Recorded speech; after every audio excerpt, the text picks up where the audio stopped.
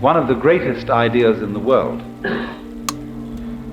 is the Hindu idea that the world is a drama in which the central and supreme self behind all existence gets lost and pretends that he or it is all the creatures that there are and gets totally involved. And thus you see, the more involved, the more finite, the more limited the infinite manages to feel itself to be, the greater the artistry, the greater the depth of the illusion which is created. For you see, all art is in a way illusion.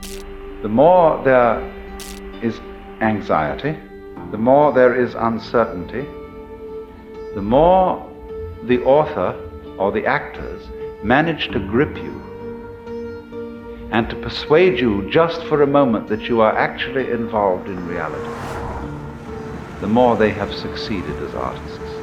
You may have a faint recognition in the back of your mind that this is after all only a play. When you sit on the edge of your seat and you're sweating and your hands clutch the arms of the chair, the scene so grips you, that is magnificent acting. So the Hindus feel that the whole arrangement of the cosmos is something exactly like that. That when in the reality of actual life you are sweating it out and you're wondering whether this surgeon who's got to operate on you in a matter of life and death is a competent man or a charlatan. All those matters of terrific crisis are exactly the same as when you're sitting in the theater, sweating it out there. But now a far more convincing theater has been arranged. Because, as the Hindus would say, that in you which is it, the basis of you, the thing that is real in you and that connects you under the surface with every other being that is alive, this is the player of the parts. This is the maker of the illusion, the player of the game which has got you involved in this mess and is living it up in the same way as those actors on the stage are living it up to convince you that this is a real situation. And this is very understandable because basically everybody loves to play this game, the game of hide and seek, the game of scaring oneself, running up behind yourself in the dark and saying, "Boo!" All children like to do this. And this is the most human thing. That's why we go to the play, to the movie, and why we read novels.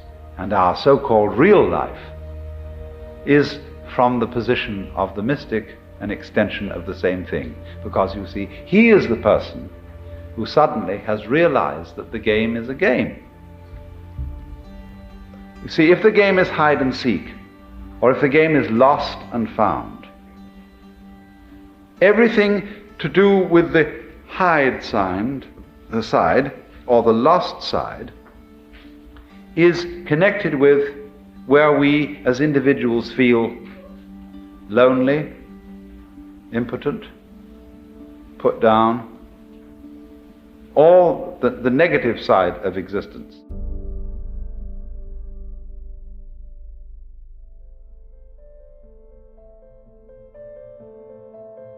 Now, if I may switch, what is morals?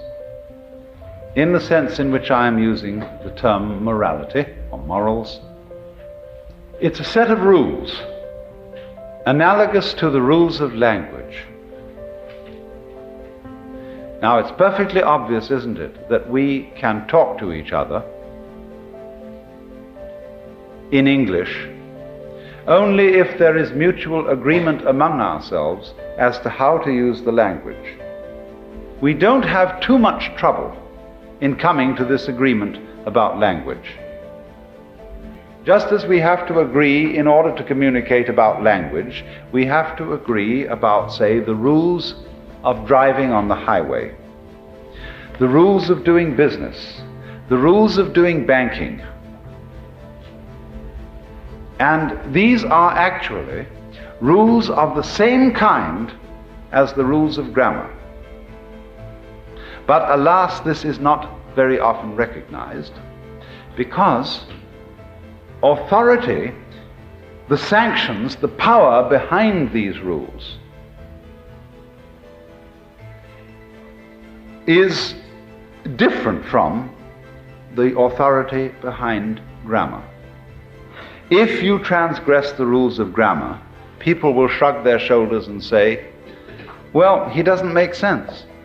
They won't summon the police. But if you transgress the rules of driving on the highway,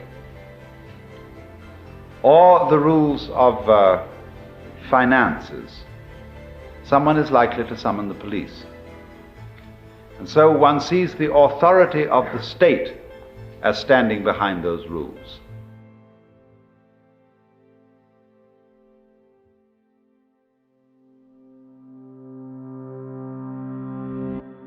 I have tried to show you at various times that there's really one simple principle that underlies everything, and it's so simple it's funny.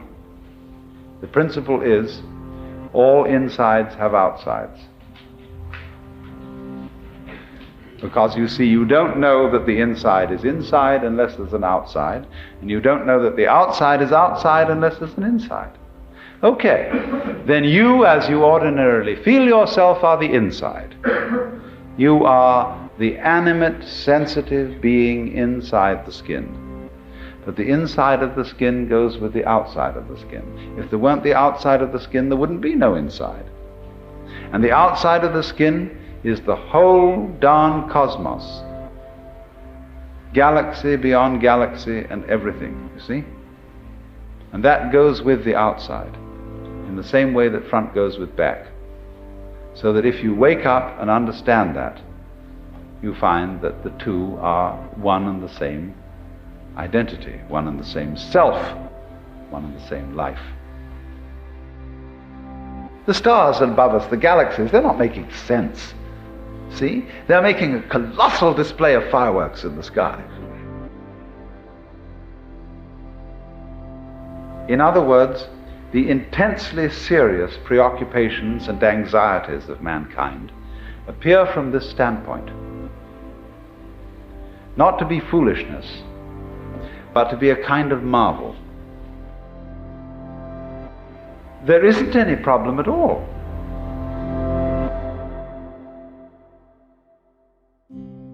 The meaning of being alive is just being alive. That is to say, I look at the color of your hair and the shape of your eyebrow, and I understand that that is the point. That's what we're all here for. And it's so plain, and it's so obvious, and so simple.